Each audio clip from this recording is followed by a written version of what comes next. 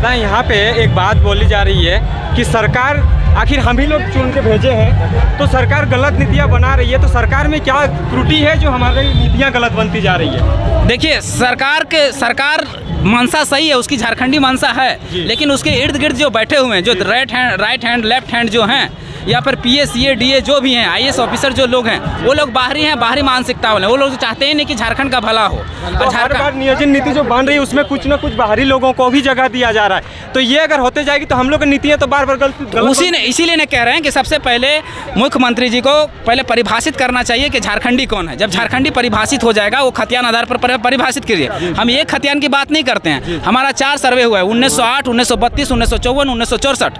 तो हम कहते हैं कि खतियान आधारित चारों सर्वे को, जहाँ जैसा सर्वे हुआ, जिस जिला में जैसा सर्वे हुआ उसको शामिल करें और उस आधार पर परिभाषित करें कि झारखंडी कौन है, बिहारी कौन है, उत्तर प्रदेश का कौन है, गुजरात का कौन है। जब परिभाषित हो जाएगा उसके आधार पर नियोजन बनाइए, जिसमें C और D के नौकरियों में 90% हमारे लिए और 10% उनके लिए, और ऑफिसर के पदों में 75 या 80% हमारे लिए और 10 या 20% उनके लिए। क्यों? क्योंकि भारत एक राज्यों का संघ है और राज्यों के संघ में सभी राज्य का निवासियों का थोड़ा बहुत अधिकार होना चाहिए, और ऐसा सभी राज्यों ने किया है। ऐसी नीति बहुत सारे राज्यों ने बनाया है, 28 में से 18 राज्य ने बनाया है। उसमें से कौन कौन राज्य है उसका भी नाम मैं बता देता हूँ। हरियाणा है, और आपका बिहार है, गुजरात है, महाराष्ट्र है, तमिलनाडु, और कुछ स्टेट ऐसे भी हैं जिन्होंने अपने लिए तो 100% तक रिजर्व कर दिए। जैसे मैं आपका 371D के तहत आंध्र प्रदेश और एक कर्नाटक, ये इन्हें स्पेशल प्रोविज़न के तहत पूरी तरह से सुरक्षित कर दिया, यानी 100% रिजर्व कर दिया है। तो हम फिर भी 100% की हम बात नहीं करते,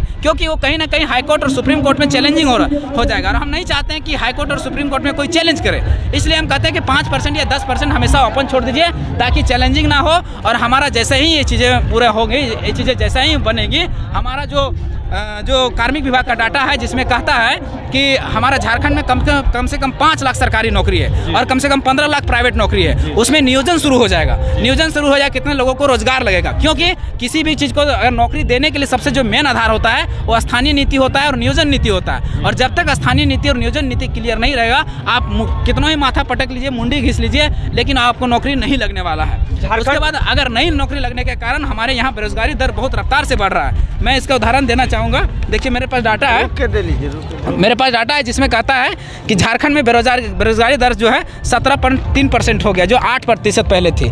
तो ये सोचने वाला विषय है कि इस तरह से अगर नौकरी नहीं लगने के कारण, स्थानीय नीति और नियोजन नीति नहीं बनने के कारण इतना बेरोजगारी दर बढ़ता जा रहा है। उसके बाद झारखंड, ऐसा नहीं है कि हमारे पास ऐसा नहीं है नौकरियाँ, हमारे पास है, लेकिन हम स्थानीय नीति और नियोजन नीति परिभाषित नहीं होने के कारण हम दे नहीं पा रहे हैं। इसलिए मुख्यमंत्री जी को सबसे पहले और सबसे पहला जो काम करना चाहिए वो स्थानीय नीति और नियोजन नीति पर ही करना चाहिए। तो दादा, सरकार अपना मनसा काहे नहीं साफ काहे नहीं बोल दे रहा? सरकार क्या चाह रहा है? आप झारखंडियों को खाली आंदोलन करते रहेंगे हम लोग? वही तो दुर्भाग्य की विषय है ना। देखिए, आज हम भी 24 साल 23 साल में पढ़ने गए थे, लेकिन 5 साल तक JPSC का एग्जाम नहीं हुआ। 5 साल में एक JPSC हुआ। CGL का एग्जाम 6 साल से नहीं हुआ। जैसे JEE का एग्जाम 8 साल में हुआ। अब 5 साल 6 साल 8 साल में एक एग्जाम होगा तो यहाँ का छात्र तो बूढ़ा होगा ना। और उसके बाद भी जब एज पार भी हो जाता है तो एज रिलैक्सेशन नहीं मिलता है, जबकि अन्य राज्यों में मिलता है। अभी देखिए, कोरोना के काल में जब सरकार को कहा गया कि आप 3 सालों में कोई कार्य नहीं किए, तो सरकार बहाना बना दी कि हम कोरोना में रिकवरी लेने में हम बिजी रह गए, व्यस्त रह गए, कोई कार्य नहीं कर पाए। तो आपके लिए कोरोना बहाना हो गया, लेकिन हमारे लिए भी तो कोरोना था, तो हमको तो एज रिलैक्सेशन मिलना चाहिए। और ऐसा नहीं कि हमारे राज्य में केवल नहीं मिला, नहीं तो सब राज्यों में मिला। जैसे छत्तीसगढ़ हो गया, मध्य प्रदेश हो गया, सभी ने कोरोना के कारण 5 साल का एज रिलैक्सेशन दिया, लेकिन यहाँ के छात्रों को नहीं मिला है। तो ये सबसे बड़ा दुर्भाग्य की बात है। झारखंड के युवाओं का ये भी कहना है कि झारखंड कभी कभी बोलती है कि मुर्गी पालो, बकरी पालो, तो सरकार भी चाह रही है कि झारखंड की युवा ऐसे ही रह गया। देखिए, वो एक रोजगार सही है, जब आप नौकरियों में जब फुलफिल हो जाएगा और जब बच जाएंगे जो नहीं ले पाए नौकरी, उसके लिए मुर्गी पालो, रोजगार पालो की व्यवस्था आप कर सकते हैं। तो पहले तो नौकरी दे लीजिए। और जो नहीं, देखिए, जैसे हम ही पढ़ने वाला छात्र है, हम पढ़ के नौकरी देंगे, नौकरी नहीं ले पाएंगे। अगर नहीं ले पाएंगे तो हम जो हमारे मन में करेगा, मुर्गी पालने का, सुअर पालने का, बकरी पालने, जो करना है हम करेंगे। लेकिन अभी तो हमारे हाथ में है, हम मेहनत कर सकते हैं, हम पढ़ सकते हैं, हम नौकरी ले सकते हैं। जब नहीं ले पाएंगे तो देखेंगे, लेकिन पहले आप स्थानीय नीति और नियोजन नीति परिभाषित तो कीजिए। बिना नीति का नियुक्ति कभी नहीं हो सकता। ये चीज़ गांठ बांध ले पूरा झारखंड का छात्र। और अगर जब तक नीति नहीं बनता है तब तक इस तरह आंदोलन नहीं करेगा तो इसका भविष्य बर्बाद होने से कोई नहीं रोक सकता। तो युवा साथी को आप क्या संदेश देना चाहेंगे? यही संदेश देना चाहेंगे कि हेमंत सोरेन जी की जो गठबंधन की सरकार है, जो जेएमएम और कांग्रेस की जो गठबंधन की सरकार है, उस पर दबाव डाला जाए और सबसे पहले स्थानीय नीति बनाए और स्थानीय के आधार पर नियोजन नीति बनाए, परिभाषित करें और उसके बाद ये नौकरी शुरू करें, नियुक्ति शुरू करें। इसी में छात्रों का भविष्य है, इसलिए आंदोलन कीजिए और सरकार पर दबाव बनाइए। जोहार।